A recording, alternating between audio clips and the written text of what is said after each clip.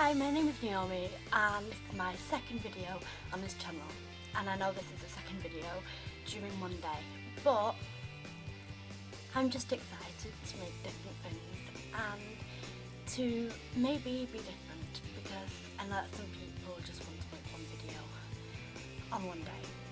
So anyway, I want to share with you how I find having ADHD and whether it's difficult. So throughout my life I have, well, it's been a roller coaster. I mean, it's a roller coaster in life anyway for neurotypical people or people with no disabilities or conditions. But I have galactosemia and Aspergers syndrome, and with those two conditions it is common for them to also have ADHD. And well, I'm 17 now, but during the year of 2014, when I was 16, I got diagnosed with ADHD. It wasn't clear then because I was a bit confused.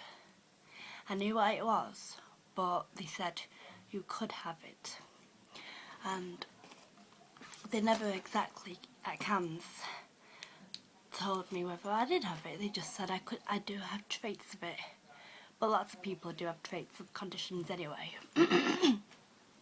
So it is, there is a lot of proof in my life that I do have it.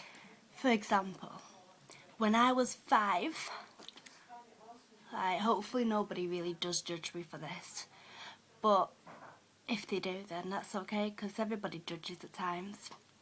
When I was 5, as you know, people with ADHD have impulsive thoughts or just want to do something randomly, and it just clicks like that. So I sat next to this boy in primary school when I was 5, and I was doing my maths work. I thought about how hard I found it, but I also thought about how annoying he was being. And I had this sharp pencil in my hand. So the sharp pencil and the maths work triggered me to poke him in the eye with a sharp pencil. But I didn't mean to do that. It just, if I want to do something, I will do it straight away. And at that time I was not on medication for any conditions other than my galactosemia. I've always had my osteocare for that because I'm lack on milk and calcium. But if it was now, I would never do that. I say to people I'm not a violent person. I don't want to be violent. I want to be known as a pacifist. I want to do good things and positive things. But at that time, it just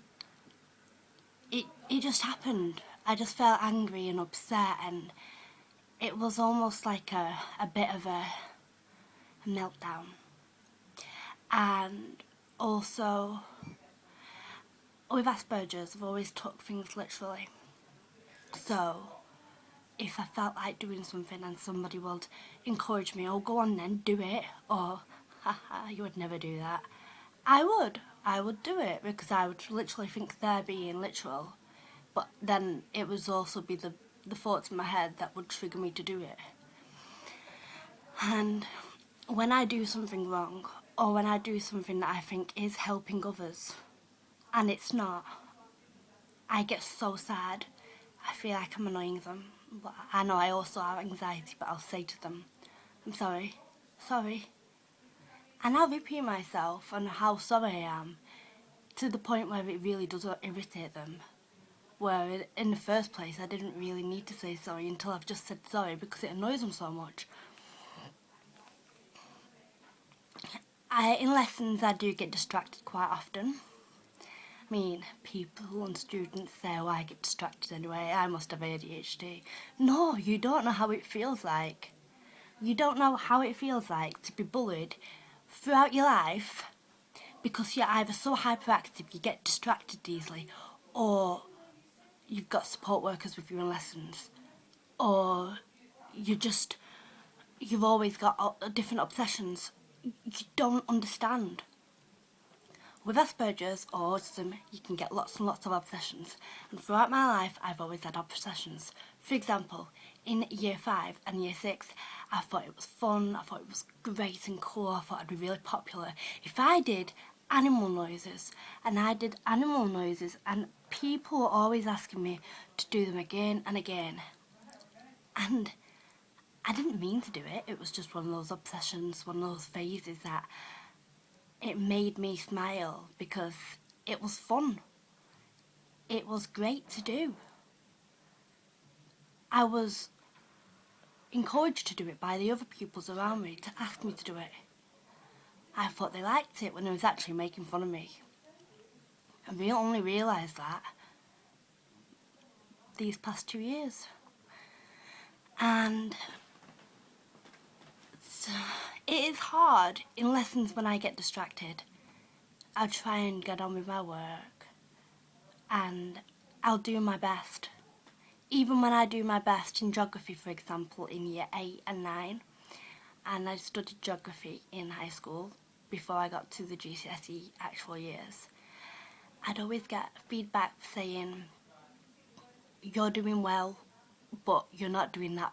You're not working to the levels that you're supposed to do. You can do so much better than this, Naomi. I've seen your work much better in year 7. And I'd think in my head, what have I done wrong? Have I done something wrong? I have been working my best. And even at your best, it's not the best I know people without the ADHD or with Aspergers, they'll say, well, that's the same for me. But it's different in a few different ways. It doesn't go in your head why you're not working as much or why you're not focused as much. You may not have friends in class, yet you're still laughing around. People may be just judging you and you're just wondering why. People make fun of you and you don't know why. You don't know why. You don't know why you're running around so much, why you laugh so much, while you're doing your best or you're doing a presentation in class and you're either good at public speaking when you've got ADHD or you're good at showing people or doing presentations because you're that excited or, well, some people are with ADHD, some people just don't want to do it because they're anxious. But I've done presentations before, a few, and I've got really excited about it. And I know once, twice, I got overexcited, and in my drama sessions or my geography, PSHE, whatever, presentations, we all decided what to say in it. And I would just burst out a action that we didn't practice. For example, once I threw my phone, said, oh, don't matter about that, in our PSHE lesson. And people wondered why. Why is she throwing her phone? We never practiced that. And then maybe I did regret it because people laughed at me saying I shouldn't have done that. But it was just something that it was impulsive to do it. I had impulsive thoughts.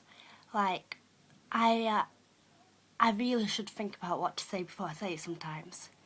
And that is common for people with these conditions. For example, when it was snowing about a week ago, and, well, some people criticised others saying it was hailstorm. I can't pronounce that word properly. See, I've been to speech therapy and I'm good at speaking sometimes, I know I am. But I know that I say words that, like for example, hailstorm. I've only just got used to saying hailstorm because I used to say hailstorm or something. people said it was hailstone. And I asked my dad, is it hailstone or snow? He said, no, it's snow.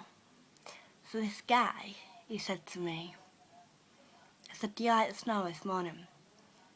No, it wasn't snow. It was hailstone, he said back. I said, no, I asked my dad. I said, I asked my dad whether it was snowing or it was hailstone. And my dad even said it was snow, and he's clever. And then I realised a minute later that what I said, it wasn't very appropriate. And in class, even if nothing is distracting you in class, you're still distracted, or you'll daydream really quickly. And that's why I have my ear defenders, but I get nervous of wearing them because of what people may say. And people just misjudge you or don't care sometimes. And that is really annoying or upsetting. I know that I'm very hyperactive quite a lot, and sometimes it's very hard to control it.